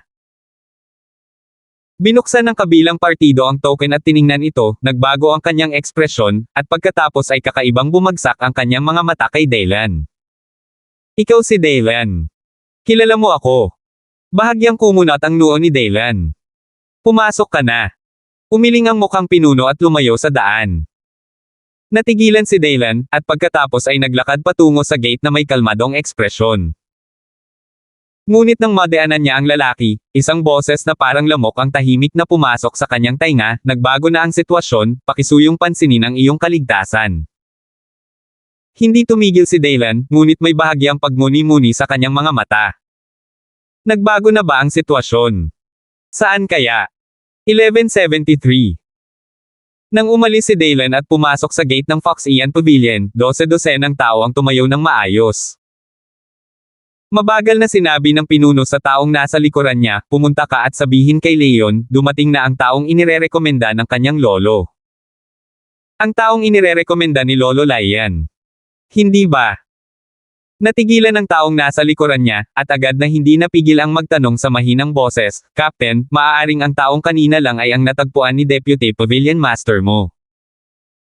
Kahit na nag-a-apply para sa paglilitis na ma-exempt sa kanya. Well, hindi dapat peke ang pagkakaroon ng token ng Deputy Pavilion Master mo. Tumango ang kapitan, tumingin sa direksyon kung saan nawala si Daylan sa gate ng bundok, at biglang umiling at sinabing, ang Danwo Conference na inorganisa ni Lord Jiang Wanli ay hindi maliit na bagay, at ito ay direktang nauugnay sa kung maaari ba tayong makapasok sa misteryosong libingan. Ang bilang ng mga lugar na nakuha ng Immortal Pavilion sa pagkakataong ito ay hindi marami, mayroon pa lamang kulang sa 10, ngunit sa ngayon ay kailangan pang magpasya. He paused, then said, pero dati, I felt a vague sense of oppression from that person. This person. Baka pambihira talaga. Ngunit sinong mag-aakala na ang Deputy Pavilion Master mo ay mabibigo sa pag-atake sa tunay na monarkiya ng Little Heaven sa pagkakataong ito? Kung hindi dahil sa mukha at kapangyarihan ng kanyang matandang lalaki noong nakaraan, ang usapin ng titulong ito ay matagal nang nawala. Ang iba pa sa Deputy Pavilion Lord, lalo na ang dugong agila na deputy na may-ari ng pavilion ay palaging nahuhumaling sa likod ng taong ito. Hindi niya maiwasang mapabuntong hininga. Oo. Sa 12 Deputy Pavilion Masters ng Fox Ian Pavilion, ang Deputy Pavilion Owner na si Mo ay palaging nirerango sa pangalawa at pangatlo. Kung hindi ganito ang kaso, ang usapin ng internal quota ay maaaring hindi ma-finalize. At ang Deputy Pavilion na may-ari ng Blood Eagle. Ito rin ang nangungunang 3 sa 12 deputy na may-ari na si Movie Lion. Bukod pa rito, sa pagkakataong ito ang kanyang nasasakupan, si Chingguang Cloaking Chaoren, ay hindi nakahabol sa komperensya ng Danwo dahil sa pagkaantala. Ang Chingguang Cloaking Superman ay napakalakas, at siya talaga ang nasa ibaba ng 12 Deputy Pavilion Masters. Kung ikinalulungkot na natalo siya sa halalan, talagang hindi nararapat. Pero parang hindi fuel-efficient lamp ang taong na-recruit ni Deputy Pavilion Master mo. Ngunit sino ang nagsabi kay Deputy Pavilion Master mo na nabigo siyang salakayin ng tunay na monarko ng maliit na langit? Ngayon siya ay malubhang nasugatan at nakarete, at ang kanyang posisyon sa atek ay hindi na kasing ganda ng dati. Hoy!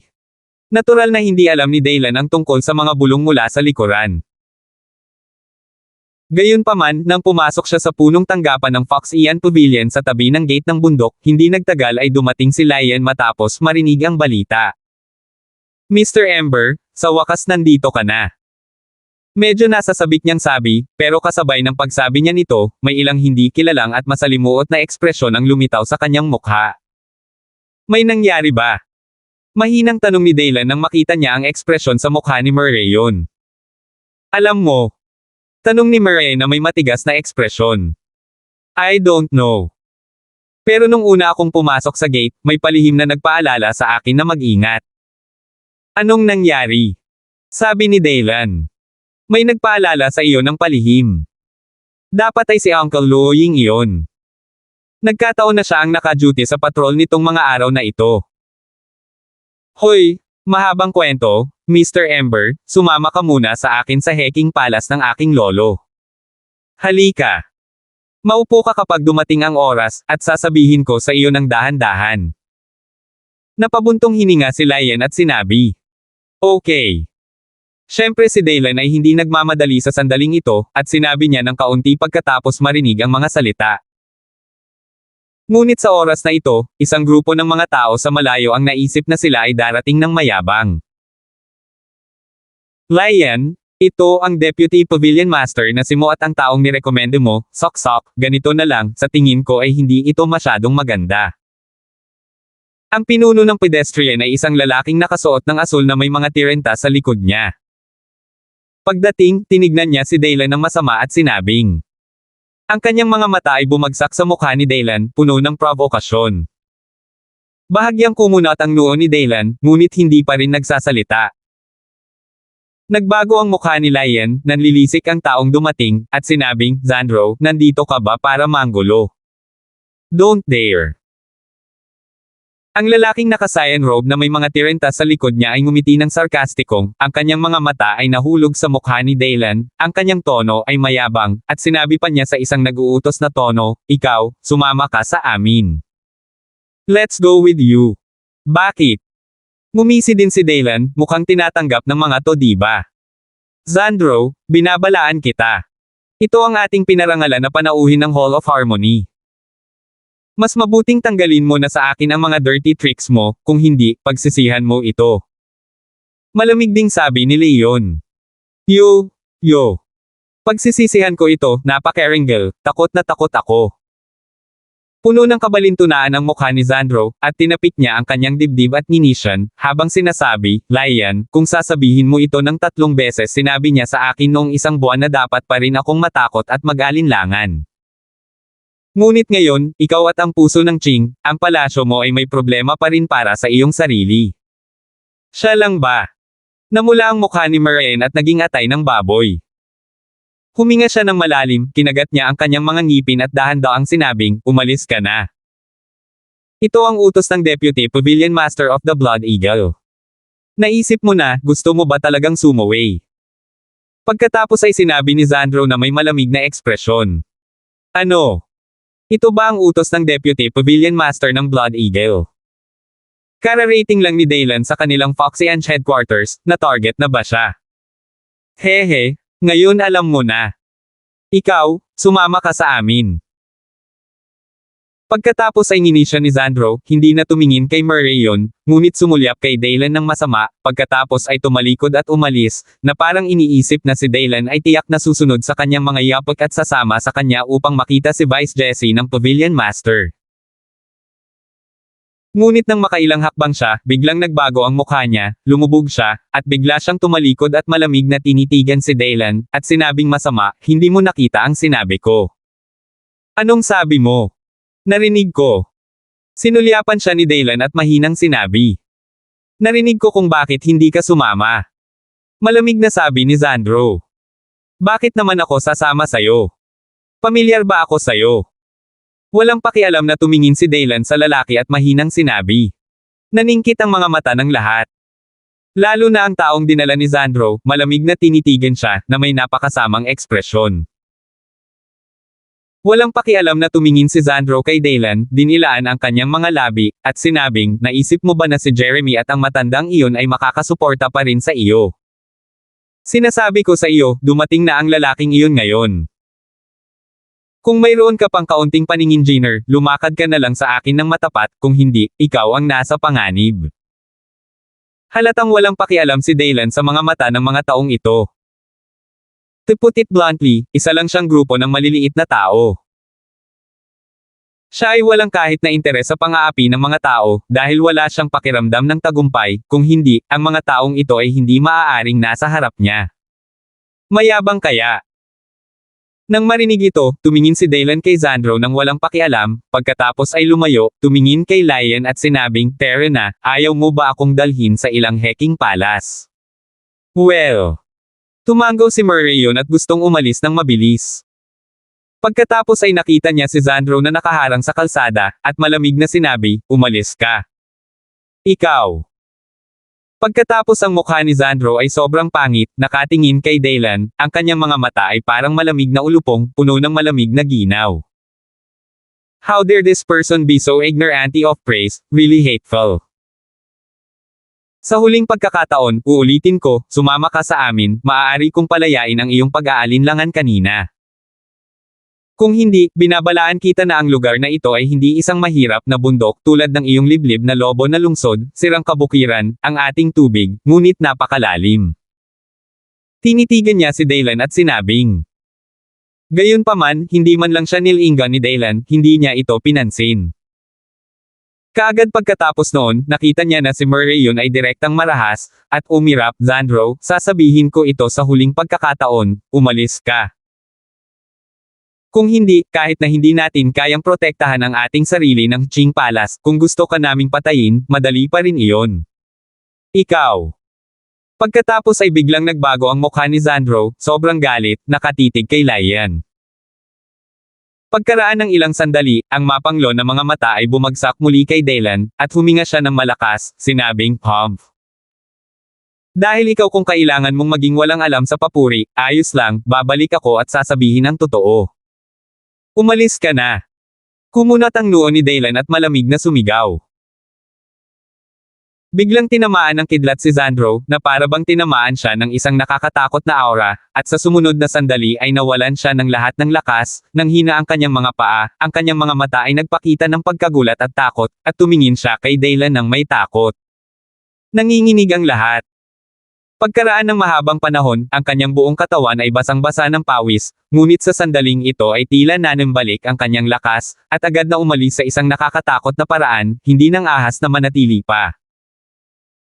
Sa pagtingin sa likuran ng nahihiyang pag-alis ni Xandro, ang mga mata ni Laiyan ay kumikislap sa gulat, pagkatapos ay bahagyang umiling, at humingi ng tawad kay Daylan, Mr. Ember, pasensya na, ginawa kitang biro.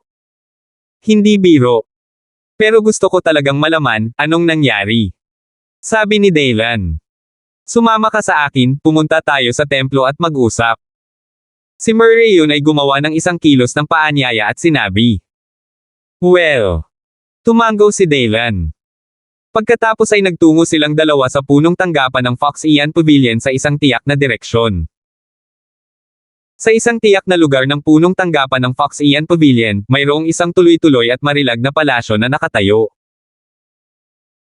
Ang lugar na ito ay orihinal na ang top-rank temple complex sa punong tanggapan ng Fox Ian Pavilion, ngunit ngayon, mayroon itong medyo kalat-kalat at malungkot na pakiramdam.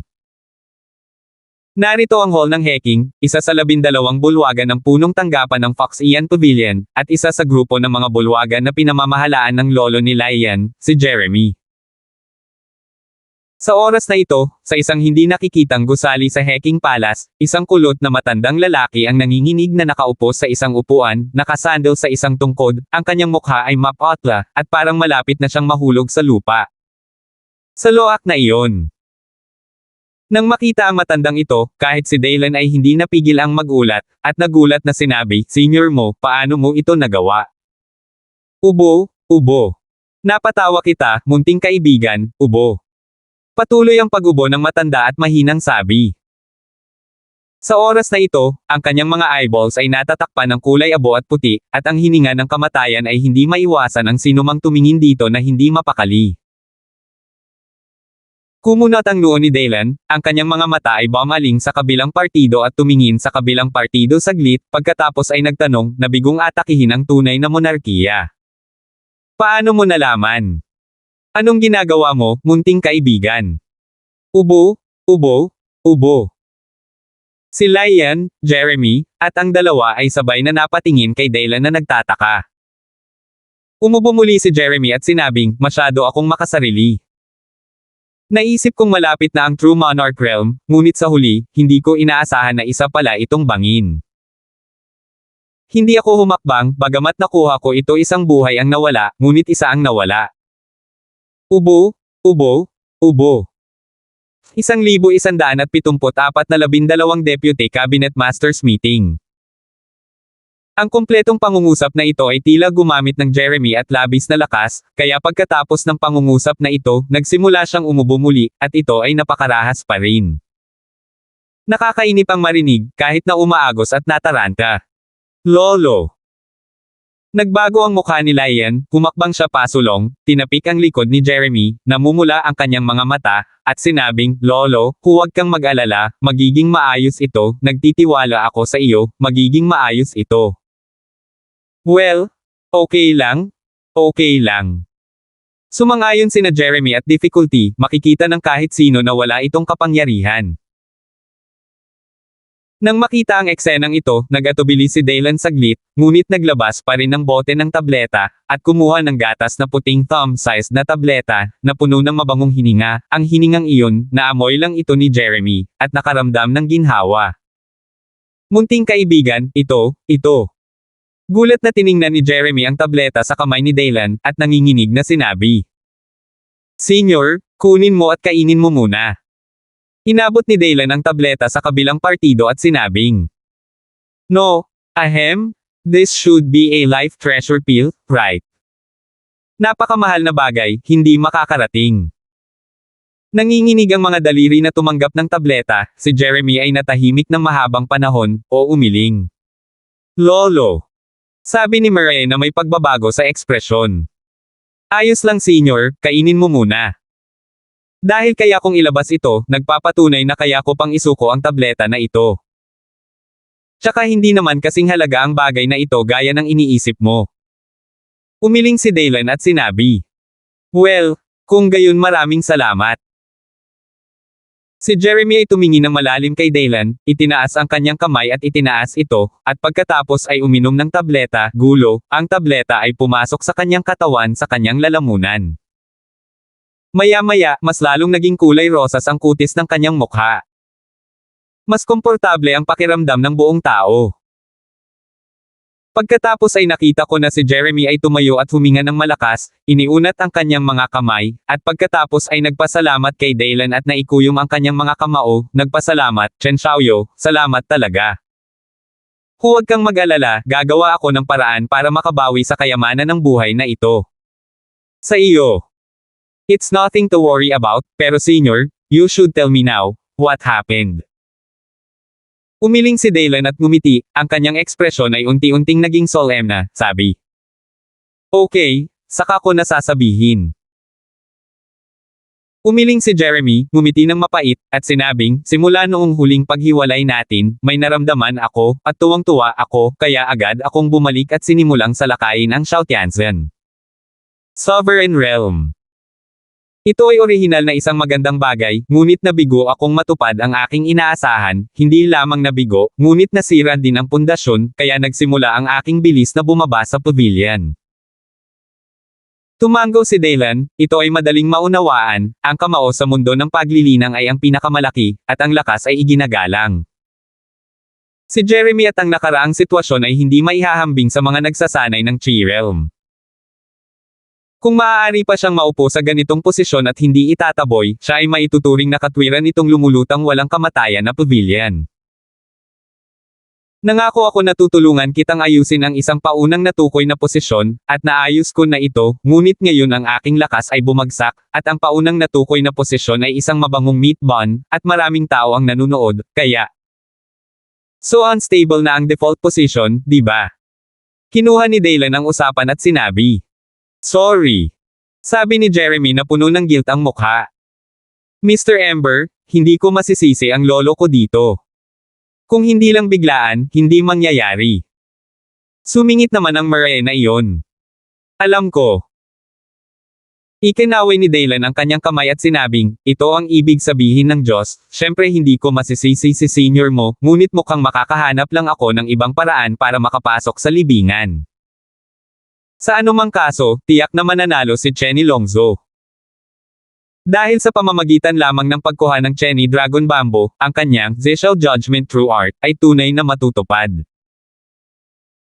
Sa oras na iyon, magkakaroon siya ng kumpiyansa at kabisera upang pumunta sa Inner Territory para kumatok at pumunta sa Flower God Sect para maging mahalaga. Nabalitaan ko na ang libingan ay ganap ng inookupahan ni Haring Jiang Wanli, pati na rin ang mga pangunahing puwersa sa aking lungsod ng Danhill. Kung gusto mo talagang pumasok, maliban sa daanan sa mga pangunahing puwersa sa lungsod ng Danhill, huwag kang gumawa ng iba pa. Walang ibang paraan. Speaking of this, Jeremy and Wei Wei had a meal and said, so, I have a pavilion elder who is a friend of life and death in the West City Evergreen Gang.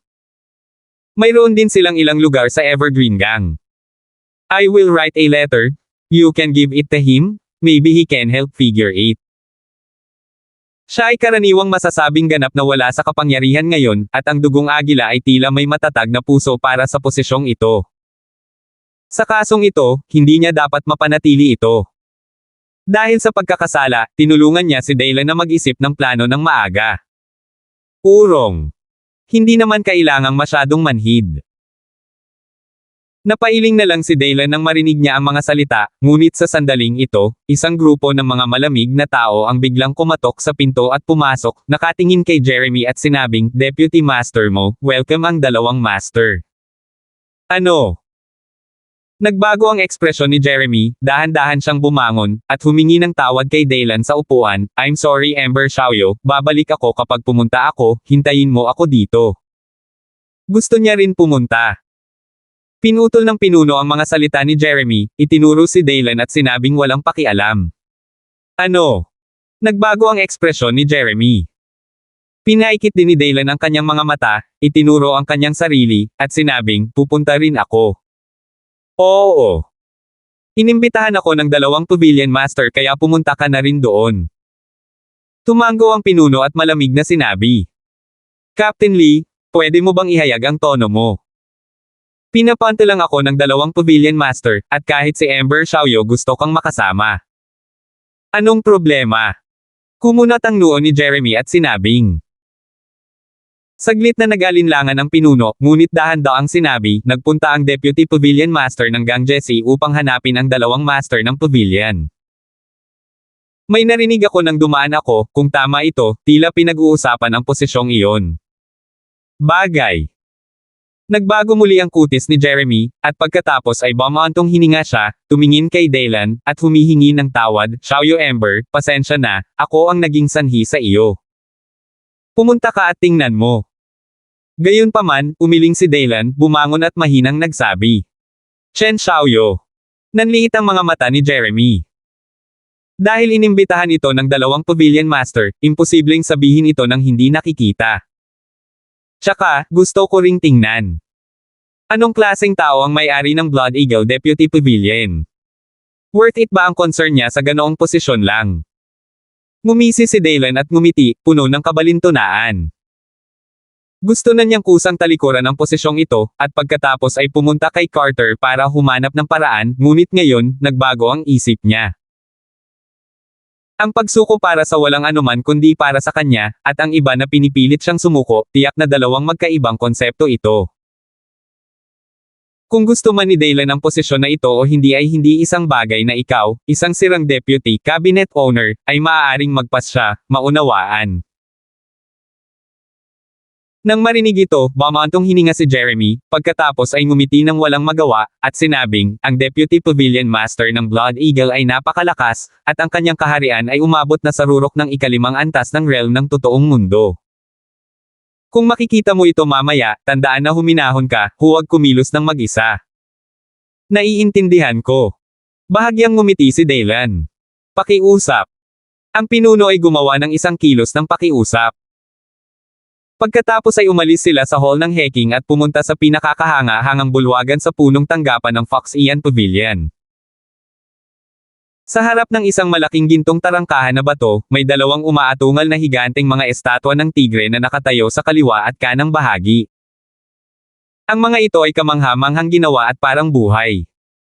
Makita pa lang ang dalawang estatwa, may matinding pang-aapi na nakakatakot.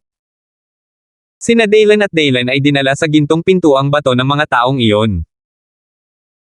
Ang pinuno ay humakbang pasulong at kumatok, at biglang, isang marilag na boses ang nagmula sa batong pinto. WHO. The Pavilion Master, it's me. Dinala na ng mga tao dito, Deputy Pavilion Master mo, and that person. Ibinaon ng pinuno ang kanyang ulo at magalang na sinabi. Rumble. May malakas na kalabog, at binuksan ito. Muling tumunog ang marilag na boses, at medyo mas malinaw, pasok. Pakiusap. Magalang na tumayo ang pinuno sa harap ng nakabukas na pintong gintong bato at sinabi kay Daylan, Jeremy at sa dalawa. Walang ekspresyong itinaas ni Daylan ang kanyang mga yapot at naglakad patungo sa tarangkahang bato. Huminga ng malalim si Jeremy at sumunod. Matapos makapasok sa pintuang gintong bato, unti-unting lumambot ang liwanag, at pagkatapos ay nahayag ang isang malaking parisukat na templo. Sa loob ng templo, mayroong isang malaking upuan na bato at 12 upuan, karamihan sa mga ito ay nakaupo sa mga tao sa oras na ito. Sa mas malalim, mayroong isang hugis itlog na platapormang bato na may 2 pang nangingibabaw na gintong upuan sa itaas, 2 figure na hindi maaaring baliwalain na nakaupo doon ng tahimik, isang hindi nakikitang pakiramdam ng pang-aapi ang bomb-alot sa buong bulwagan. Sa 2 figurang iyon, ang nasa kaliwa ay isang matanda na may puting buhok, 2 o 3 buhok lamang ang kalat-kalat, at ang mga eyeballs nito ay nababalot ng kulay abo at maputik, ngunit ang balat sa kanyang katawan ay kakaibang kinis na parang sanggol, hindi man lang takip silim. Matandang lalaki, kamangha-mangha. Ang isa ay isang matandang lalaki na nakasuot ng sungay na sombrero. Ang mga mata ng taong ito ay nakadikit sa isang hindi maipaliwanag na 2 kulay na liwanag, na magkakaugnay sa isa't isa. Tila maaari itong mag-evolve ng kamangha-manghang at kakilakilabot na enerhiya. Mga palpitations ng puso. Ang 2 ito ay walang iba kundi ang tunay na pundasyon at haligi ng Fox Ian Pavilion. 2 maliit na makalangit na tunay na monarka na mga karakter espiritong mag-aaral na tunay na monarko. Makoto Kurokura. Nang pumasok sina Dylan at Jeremy sa bulwagan, ang matandang may sungay na sombrero, na palaging walang pakialam, sa wakas ay nagkaroon ng bahagyang pagbabago at isang ngiti, ngunit pagkatapos ay natakpan ng kulay ng usapan. Nandito si Jeremy. Ang ganda mo ngayon, at gumagaling ka na. Okay, maupo muna tayo. Nakangiting sabi niya kay Jeremy, habang ang pagtataka ay sumilay sa kanyang mga mata. Siya at si Jeremy ay mga tao sa parehong panahon, at ang relasyon ay hindi masama, ngunit naabot niya ang antas na iyon ng isang hakbang sa unahan, kaya binibilang niya si Jeremy sa kalahati ng kanyang mga tagapagtaguyod, kaya napakalinaw niya tungkol sa sitwasyon ni Jeremy pagkatapos ng kabiguan ng Chongwon. Ano na nga ba ang estado, pero ngayon, parang medyo iba sa kanyang nalalaman. Salamat sa pangangalaga ni Pavilion Master Lingtong, nakakuha ako ng kaunting swerte, para makabawi ako ngayon. Mabilis na itinaas ni Jeremy ang kanyang kamay at sinabi, at bumulong kay Dylan sa likod niya, ito ang 2 Pavilion Master ng aking Fox Ian Pavilion. Ang isa, True Monarch Lingtong, ay may kinalaman sa akin. Ang isa ay True Monarch Heikura. Pagkatapos sabihin iyon, sinenyasan niya si Dylan na sundan siya ng kanyang mga mata. Pumunta muna siya sa kanyang napakalaking mesang bato at umupo sa pwesto ng 12 Deputy Pavilion Masters. Tumango si Dylan, at habang naglalakad kasama niya, ang kanyang mga mata ay tahimik na tumingin sa spirit eyes na sina Zenjan at Heikang Zenjan. Hindi napansin ng huli, walang kaway si Gujing, at walang pakialam ang kanyang kilos, ngunit tila alam ito ng una. Sumulyap siya sa kanya, at nalaman na nakasilip si Dylan sa kanya. Bahagyang itinaas niya ang kanyang kilay, at pagkatapos ay itinuro si Dylan. Napangiti si Fei Wei.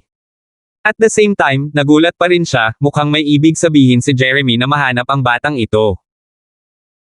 Sa sandaling ito, isang medyo mapang-akit na tinig ang biglang tumunog, ng sarkastikong, Jeremy, basahin ang iyong mga nakaraang tagumpay, umupo ka sa amin, wala akong problema sa dugong agila, ngunit ang batang ito ay ano? Sa tingin mo ba ay kwalipikado siyang umupo at tumayo sa parehong lugar na katulad ko? Ang mga puso ng mga taong naroroon ay tumalon, alam na ang Deputy Pavilion Master ng Blood Eagle ay Seiza Lakay, at hinahanap niya si Jeremy at gulo. Ang eksena ngayon, hindi ba para lang ayusin ang usapan nilang dalawa? Speaking of which, medyo malas din ang batang ito, natama na lang niya ng busol ng baril. Salamat po at sinamahan ninyo ako, ingat lagi mga master.